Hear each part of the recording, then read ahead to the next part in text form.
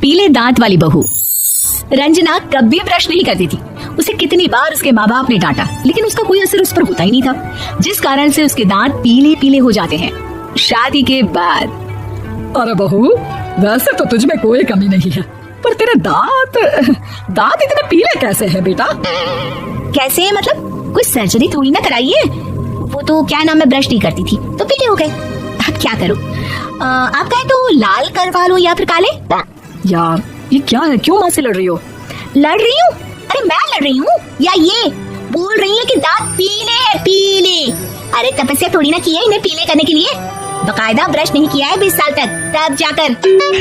कैसी बात कर रही हो? ये उस वक्त तो पीले नहीं थे जब हम लोग तुम्हें देखने आए थे। अरे तब साफ करवा लिया होगा डेंटिस्ट के पास जाकर। अब देखो कैसे पीले पीले लग रहे हैं। रंजना सास की तरफ गुस्से से देखती है। फिर शुरू हो गई पीले पीले पीले। अरे पीले तो तभी थे जब मेरे हाथ का रसगुल्ला उड़ा उड़ा कर खा रही थी और बोल रही थी, लड़की नहीं गुणों का खजाना दे रहे भाई साहब आप। खैर अब वो लोग करते भी तो क्या करते, पीले दांत वाली बहू पल्ले पड़ी थी तो झेलना तो था ही। एक दिन कीर्तन में रंजना गाना गा रही थी।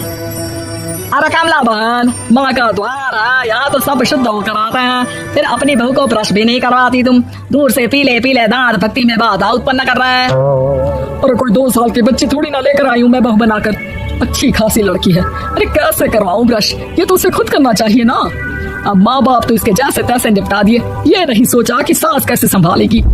सास बहू को लेकर घर आ जाती है, लेकिन सोच लेती है कि आप इसे लेकर कहीं नहीं जाएगी।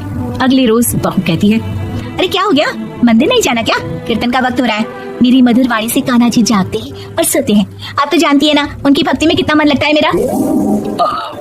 वो क्या है ना, तबीयत ठीक नहीं लग रही है मेरी, आराम करूंगी मैं। तबीयत ठीक नहीं लग रही? अभी तो मिथुन के गाने पर नाच रही थी आप, और अब बोल रही है कि तबीयत ठीक नहीं लग रही। अरे भक्ति में मन लगा लो सासू माँ, ऊपर जाना है, क्या मुंह दिखाओगी आप? हाँ? सास को बहू की बात पर गुस्सा आ जाता है। मैं क्या मुंह दिखाऊंगी, इसकी चिंता तो ना कर, समझी? अपने मुंह की चिंता कर, जो ये पीले पीले दांत लेकर हर जगह पहुंच जाती है। पता है लोग कितना मजाक बनाते हैं। ना जी ना, मैं नहीं जाना कहीं तेरे साथ। तो ये बात है, कोई ना, मत जाओ, मैं अपने कमरे में ही बैठकर भक्ति कर लूंगी। ऊपर वाला दांत थोड़ी ना देखता है, मन देखता है, भावना देखता है। और अरे बस बस, तू सब कुछ दिखा, बस ये सफेद चमकदार दांत ना दिखाना किसी को, है? जा यहाँ से। बहू को सास की बात का कोई फर्क नहीं पड़ता, वो तो जैसी थी वैसी ही रह जाती है। सुबह नहाकर किचन में खाना बनाना, फिर खाना खाना, कीर्तन भजन करना और सो जाना। एक दिन, माँ जी मैं सहेली के घर जा रही हूँ, शाम को लेट आऊंगी। हाँ तो जाना, मैंने कौन सा तेरी आरती करनी है घर पर बैठकर।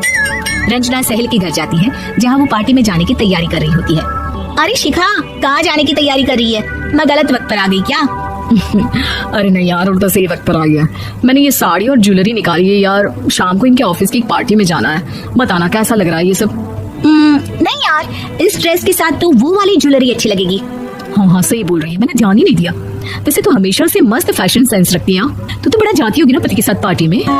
रंजना कुछ नहीं बोलती, बस सोचती है कि यार काश ये बात सही हो जाती, पर मैं क्यों नहीं जाती पार्टी में? क्या इन लोगों की कोई पार्टी होती नहीं होगी? रंजना घर आती है और रात में पति से सवाल करती है, एक बात बताइए, आप मुझे किसी पार्टी में क्यों नहीं ले जाते? क्या आपके यहाँ ऑफिस में पार्टी नहीं होती? पति बेचारा क्या कहता कि दांत पीले हैं तुम्हारे इसलिए। अरे कोई पार्टी होती नहीं हम लोगों के ऑफिस में, तो कहाँ से लेकर जाऊँ? और मार्केट, मॉल, कहीं वीकेंड घूमना, कहीं तो। अरे यार सारे हफ्ते में एक छुट्टी मिलती है, तो सोचता हूँ कि आराम ही कर लूँ। क्यों? रंजना मन मार के रह जाती है। पहले कभी सास के साथ मंदिर जाया करती थी, लेकिन वो भी सास ने ले जाना बंद कर दिया। घर बैठी बैठी रंजना बोर हो जाती है, तभी उसे आइडिया आता है और वो बाइक के जाने का सोचती है। सासू माँ, 2 दिनों के लिए मम्मी के घर जा रही हूँ। अच्छा ठीक है, आराम से जा। और हाँ, माँ से कुछ अच्छी आदत सीख कर आना कि कैसे शरीर के हर भाग की तरह दांतों की सफाई भी जरूरी होती है, समझी? शुरू हो गई ना आप? वो लोग आपकी तरह नहीं है कि छोटी छोटी बात का बतंगड़ बना दे। उन लोगों के लिए मैं मायने रखती हूँ, ना कि मेरे पीले पीले दांत। रंजना माँ को बिना बताए उन लोगों को सरप्राइज देती है, लेकिन जैसे ही वो दरवाजे पर पहुँचती है, अंदर देखती है कि घर वाले कहीं जा रहे होते हैं। अब माँ, काश रंजना दीदी के दांतों वाली प्रॉब्लम नहीं होती, तो वो भी हम लोगों के साथ चलती ना बुआ जी की बेटी की शादी में। हाँ बेटा, लेकिन अब उसे कौन समझाए कि उसको उसके पीले दांत नहीं दिखते, लेकिन उसके आसपास के लोगों को कितना एम्बैरेसिंग फील कराते हैं। मुझे तो कितनी बार उसके स्कूल की टीचर ने शिकायत की कि उसके साथ कोई लड़की बैठना भी नहीं चाहती, और ना ही कॉलेज में कोई उससे बात करना चाहता था। लेकिन पता नहीं क्यों उसे ये बात समझ में ही नहीं आती। कोई कमी नहीं है उस लड़की में, बस यही कि दांत पीले हैं। वो तो भला हो जीजा जी और उनकी माँ का, जो दीदी को जैसी है वैसे ही रखा हुआ है। रंजना को अपने घर वालों की बात सुनकर बहुत दुख होता है। वो सोचती है कि वो क्या करे, लेकिन फिर वो सीधा डेंटिस्ट के पास जाती है, अपने दांत चमकाती है और कसम खाती है कि वो रोज ब्रश करेगी। अरे क्या हो गया, तुम तो 2 दिनों के लिए गई थी ना। पर कोई ना, अच्छा है, चलो आ गई तो। रंजना सास के सामने आकर खड़ी हो जाती है और पूरी स्माइल करती है, उसके चमकदार दांतों को दिखाती हुई।